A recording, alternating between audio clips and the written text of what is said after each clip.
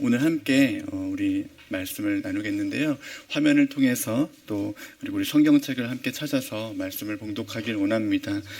말씀은 마가복음 1장 16절에서 20절의 말씀입니다.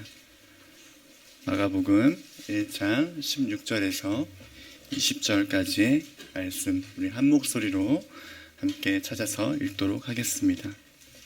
함께 읽습니다. 시작. 갈릴리 해변으로 지나가시다가 시몬과 그 형제 안드레가 바다에 금을 던지는 것을 보시니 그들은 어부라. 예수께서 이르시되 나를 따라오라. 내가 너희로 사람을 낚는 어부가 되게 하리라 하시니 곧 그물을 버려두고 따르니라. 조금 더 가시다가 세베대의 아들 야고보와 그 형제 요한을 보시니 그들도 배에 있어 그물을 깁는데 곧 부르시니 그 아버지 세베대를 품꾼들과 함께 배에 버려두고 예수를 따라가니라. 아멘. 네, 오늘도 이 저녁 잊지 않고 예배의 자리를 함께 채워주신 우리 위대한 교회 성도님들 주님의 이름으로 한 분 한 분 축복드립니다. 오늘 혹시 무슨 날인지 아시나요? 예? 네, 오늘은 2024년이 시작된 지 딱 한 달 되는 날입니다. 예, 그래서 질문을 드립니다. 새로운 마음으로 우리가 새로운 한 해를 시작했는데 우리 성도님들의 지난 한 달은 어떠셨는지요? 저는 그 작년에 이제 위대한 교회 준전임 목사라는 그런 이제 포지션을 가지고 청소년부를 담당했었습니다. 지금 이 자리에 우리 청소년부 선생님들 얼굴이 이렇게 계속해서 보이고 있는데, 올해는 그런데 제가 새로운 마음으로 이제 교구 전임 목사라는 직함을 가지고 뒤에 계신 황 목사님과 함께 사역을 한 지 오늘 딱 한 달 되는 날입니다. 이전 교회까지 이제 사역의 기간을 합치면요, 아동부 2년의 기간이 있었고 청소년부 4년의 기간이 있었습니다. 그리고 연말에 이제 이 사역을 마치고 다음 사역은 자연스럽게 저는 청년들과 하는 것을 꿈꾸고 있었고, 그리고 또 한 가지는 선교지를 잠깐 나갔다 올까라는 그런 생각도 있었습니다. 결론적으로 다음 스텝의 부르심의 자리는 어디인가에 대해서 계속해서 이제 고민하고 그 시간을 보내고 있었는데요. 그런데 지금도 마음 많은 청소년이시고 청년들이신 성인교구를 제가 사역을 맡아서 이제 막 시작하기까지 저에게는 정말 많은 고민과 또 이 결정의 시간들이 있었습니다. 그런데 설교를 준비하면서 그 시간들을 되돌아봤을 때요, 저의 고민과 그 결정의 시간들보다 더 큰 것이 있었습니다. 그것은 하나님의 부르심과 뜻하심이 위대한 교회에 있었다라고 제가 믿었기 때문에 이렇게 새로운 도전을 할 수 있었던 것 같습니다. 오늘 본문 말씀 16절을 다시 한번 읽어보겠는데요. 함께 읽겠습니다. 시작. 갈릴리 해변으로 지나가시다가 시몬과 그 형제 안드레가 바다에 금을 던지는 것을 보시니 그들은 어부라. 예수님께서 갈릴리 해변을 지금 이제 거닐고 계십니다. 그 해변을 지나가고 계신데요. 갈릴리라는 이 지역, 성경에서 이 지역이 의미하는 것이 굉장히 중요한 의미가 있는데, 예수님의 삶과 또 예수님이 하셨던 그 사역과 매우 밀접하게 연결되어 있는 장소이기 때문에 그렇습니다. 몇 가지 예를 들어보면 예수님께서 이곳에서 큰 파도가 일고 풍랑이 일었을 때 제자들이 막 두려워서 이걸 어떻게 해야 될지 막 물었을 때 여유 있게 그 풍랑을 꾸짖으시면서 잠잠하게 하신 이 사건이 일어난 곳이기도 하고요. 또 이 해변을 이제 무대 삼아서 제자들과 무리들을 모아놓고 비유의 말씀을 통해서 예수님의 복음을 가르쳤던 곳이기도 합니다. 그래서 이렇게나 예수님에게 큰 의미가 있는 이 갈릴리 해변에서 오늘 본문을 보니까 한 가지의 이제 사건이 일어나게 되는 것이죠. 어떤 장면입니까? 예, 우리 다 읽어서 알겠지만 어떤 장면이죠? 예, 예수님이 이곳을 지나가시다가 시몬과 그리고 안드레 형제를 보게 되십니다. 무엇을 보게 되는가 하면 그들이 바다에 이제 그물을 던지는 것을 보게 되는 것이죠.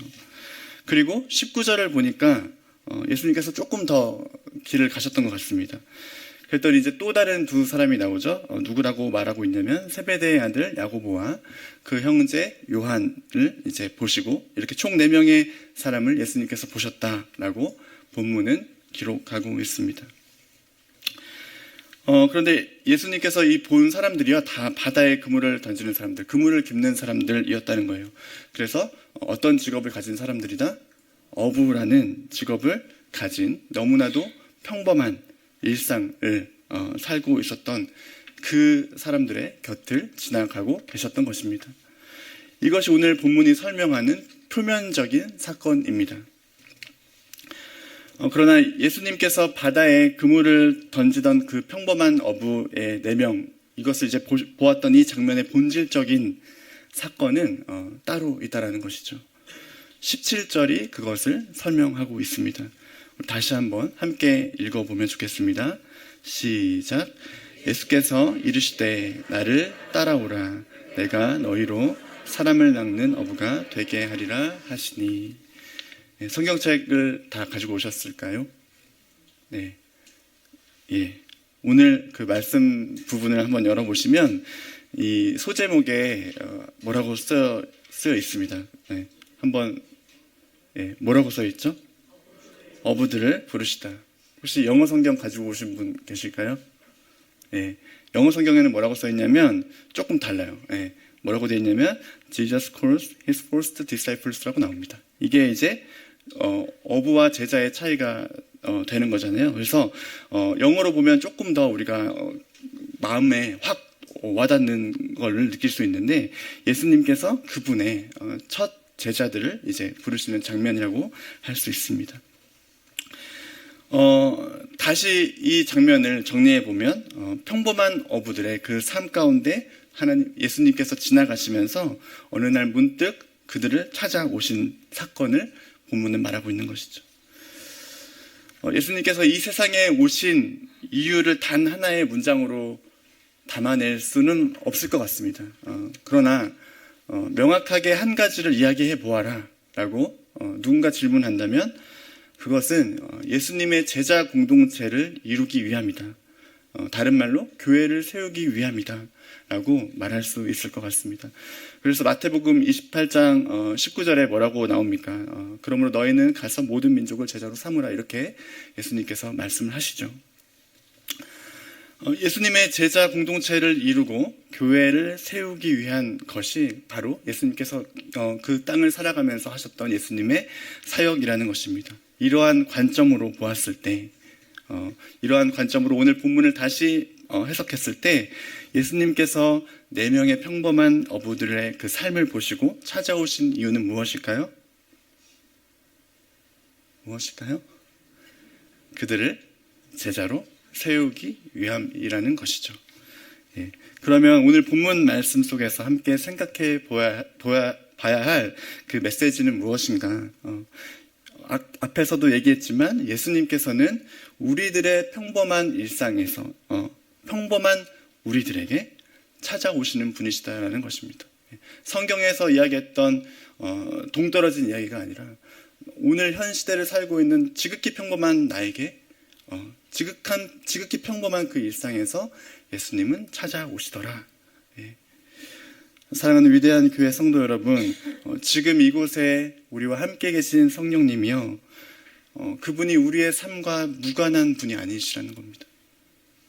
우리의 삶에 가까이, 우리가 느끼지도 못할 정도로 가까이, 우리가 감지하지 못할 정도로 더 가까이 함께 계시는 분이 우리 성령님이시고 그분이 우리 곁에 지금 운행하고 계신 줄 믿습니다.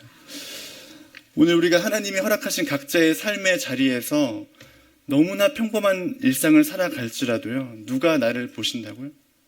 하나님이 나를 주목하시고 누가 나를 찾아오신다고요? 하나님이 나를 찾아오신다라는 것입니다. 무엇을 위해서요? 예수 그리스도 그분의 제자로 나를 불러주시기 위해서 그렇게 일하고 계신다는 것이죠. 여러분, 우리가 한 사람 한 사람 지금 옆에 이렇게 함께 있지 않습니까? 교회라는 건물로 우리가 앉아 있지만 사실은 우리가 각 사람이 각 교회의 지체로 있는 줄 믿습니다. 하나님께서 우리를 교회 공동체로 세우시기 위해서 우리를 초대하시고 부르시고 그리고 그분의 사명을 함께 감당하자라고 그렇게 말씀하고 계신 것입니다. 감사하게도 예수님의 제자로 부르심을 받기 위해서 우리에게 필요한 것은 어떤 대단한 능력도 또 어떠한 자격도 아니라는 것을 성경은 이야기해 줍니다. 왜 그러냐 하면 오늘 말씀에서 시몬과 안드레와 또 야고보와 요한을 말할 때 이들이 대단한 능력을 가지고 있었다, 엄청난 스펙을 가지고 있었던 어부가 아니라고 이야기합니다. 이들이 큰 배가 있었다라고 성경은 기록하지 않습니다. 이들이 엄청난 큰 그물이 갖고 있다라고 이야기하지 않습니다. 경험이 많은 베테랑이었다라고 말하지 않습니다. 예수님의 제자로 부르심을 받기 위해서 그러므로 우리도요, 유능할 필요가 없다라는 거예요. 뭐 많이 가지지 않아도 괜찮다라는 거죠. 신앙의 경험, 어렸을 때부터 몇 년의 신앙생활을 그런 거 별로 중요하지 않다라는 것이죠. 예수님은 그런 사람을 찾으러 오시는 것이 아니라는 것입니다. 여기 계신 모든 성도님들이 이미 예수님의 부르심을 받았기에 이 자리 예배의 자리를 사모하여서 나온 줄 믿습니다.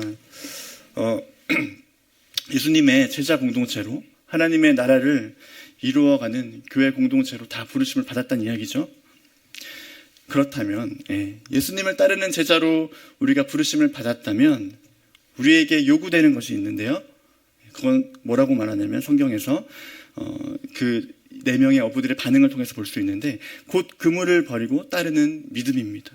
예수님이 부르실 때에 즉시 그분을 따르기로 결심했던 그 순종의 마음 말이죠.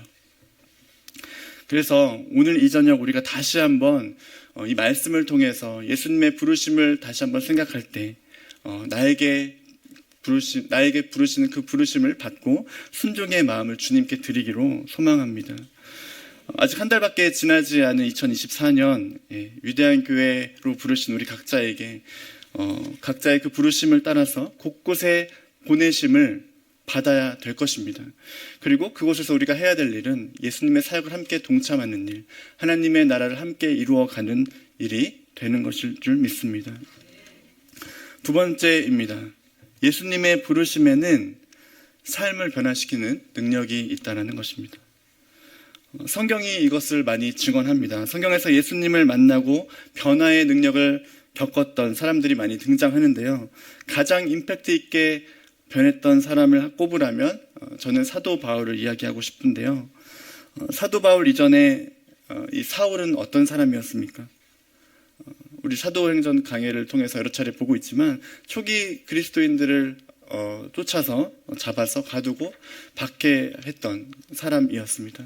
그러나 그가 이제 다메섹으로 가는 그 길에 예수님을 만나게 되는 사건을 통해서 사도행전 9장 6절을 보니까 너는 일어나 시내로 들어가라 내가 행할 것을 내게 이를 자가 있느니라 하시니 이 사건을 통해서 이제 다메섹으로 가게 되죠. 그리고 사울은 예수님을 믿는 사람을 잡아서 예루살렘으로 이제 데려가려고 했던 그것이 목적이었는데 예수님을 만나자 어떻게 변하냐면 그의 이름이 이제 사울에서 바울이 되고 그의 삶도 그리스도를 박해하는 것이 아니라 그리스도의 복음을 제일 먼저 전하고자 하는 그 열망을 가진 사람으로 변화되는 것을 성경을 통해서 보게 됩니다. 그래서 사도행전 9장 15절에 이런 표현이 있어요. 예수의 이름을 이방인과 임금들과 이스라엘 자손들에게 전하기 위하여 택한 나의 그릇이다라고 우리 예수님께서 그렇게 말씀하십니다. 예수님을 만나자 그렇게 변화되었다라는 것이죠. 오늘 본문 17절에서 말하고 있는 것도 마찬가지입니다. 나를 따라오너라. 예수님 그렇게 말씀하셨고 내가 너희로 사람을 낚는 어부가 되게 하리라 이렇게 말씀하셨습니다. 어부가 하는 일은 무엇일까요? 네, 안 해봐서. 네, 단순하게 말하면 바다에 나가서 어류를 잡는 일이죠. 네, 적어도 예수님을 만나기 전에 그 네 사람은 그러한 일이 자신의 삶의 목표였을 것입니다. 그래서 물고기를 많이 잡고 오늘 내가 하루 가득하게 그 만선을 이루면 나의 삶이 성공하는 삶이었다라고 그렇게 생각했을 것입니다. 그러나 이제 예수님께서 그들을 부르시고 만나 주셨을 때 이전에 그들이 가지고 있었던 삶의 목적이 바뀌게 되었다라는 것이죠.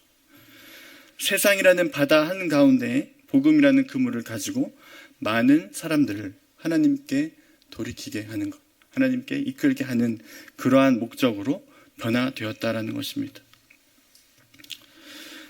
그들이 하나님의 인도하심과 하나님의 섭리를 인정하지 않았다면요, 자기 것을 버리고 즉시 예수님을 따를 수는 없었을 것입니다. 그래서 두 번째로 함께 생각해 보고 싶은 지점이 바로 여기입니다. 우리에게 던지는 질문입니다. 그렇다면 예수님을 만난 후 나의 삶은, 우리의 삶은 변화가 되었는가? 우리의 삶의 목표는 예수님을 따르며 예수님을 지향하고 있는가? 우리 스스로에게 질문을 해보자는 것이죠. 어떻게 하면 될까요? 예수님을 따르는 제자의 삶을 살려면 어떻게 하면 될까요? 나의 삶을 하나님께 의탁해야 합니다.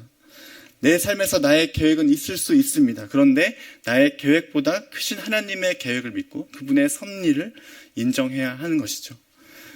예수님은 우리를 제자로 부르신 후에 삶의 목적을 변화시키시고 우리를 예수님의 사역에 동참시키시기를 원하십니다. 이것이 우리가 예수님의 제자 공동체로 부르심을 받은 이유이고 교회 공동체로 세워지는 이유가 되는 것입니다. 사랑하는 위대한 교회 성도 여러분, 우리 각자에게 놓여진 하나님의 부르심이 있을 것입니다. 그것에 응답하십시오. 즉시 응답하시기를 부탁드립니다. 하나님께서 나를 위해 가지고 있는 계획과 섭리, 그것을 온전히 받아들이십시오. 그리고 그것을 주님께 온전히 내어드리고 맡기십시오. 바로 그때에 예수님을 지향하는 삶이 시작될 줄 믿습니다. 가정과 일터와 그 밖의 장소에서 예수님의 사역에 동참하십시오. 예수님의 제자로 부르심을 받은 사람들로 사람을 낚는 어부가 되십시오. 다른 사람들이 나를 통하여 예수님에게 이끌려지고 예수님의 성품과 능력을 경험할 수 있도록 삶을 들이십시오. 예수님이 우리를 찾으셨고 부르셨기에 우리와 함께 하시고 우리를 책임져 주실 것입니다. 오늘 이 저녁에 우리 모두를 예수 그리스도 제자 공동체로 또 위대한 교회 공동체로 부르신 주님께서 당신의 부르심에 합당한 제자로 살아갈 수 있도록 우리를 인도하실 줄 믿습니다. 우리 모두 믿음으로 예수님의 부르심에 순종하고 예수님의 사역에 동참하여 삶의 변화의 능력을 경험하는 2024년의 2월부터 시작되는 놀라운 역사가 함께 있기를 주님의 이름으로 간절히 축복합니다. 우리 함께 기도하겠습니다. 하나님 아버지, 감사합니다. 오늘 말씀을 통하여 주님이 우리를 부르심의 이유와 또 주님이 우리와 함께 하시고자 하는 그 주님의 사역 가운데 우리를 초대하심을 보게 됩니다. 하나님 아버지, 우리가 그것에 즉시 순종하고 아멘으로 받고 각자의 모양은 다르지만 주님이 주신 그 사명을 잘 감당할 수 있도록 하나님 인도하여 주시옵소서. 하나님, 주님께서 함께 하실 때에 주님께서 우리를 사용해 주실 때에 나의 삶이 변화되고 나의 삶의 능력이 주님으로 말미암아 변화될 줄 믿습니다. 하나님, 그렇게 우리의 말씀을 가지고 기도할 때에 이제부터 남은 2024년의 모든 기간 가운데 포기하지 않고 주님의 제자로 다시 한번 결단하고 주님 앞에 나의 모든 것을 내어드리는 우리들 될 수 있도록 주님 도와주시옵소서. 이제는 우리 주 예수 그리스도의 은혜와 하나님의 크고 놀라우신 사랑과 성령의 교통하심이 예수님의 찾아오심과 부르심 앞에 즉시 순종으로 응답하고 예수님의 초대에 함께 동참하여 하나님의 나라와 영광에 동참하기를 원하는 여기 함께 예배하는 위대한 그 성도님들의 머리 위에 이제로부터 영원까지 함께 계시기를 간절히 축원하옵나이다. 아멘.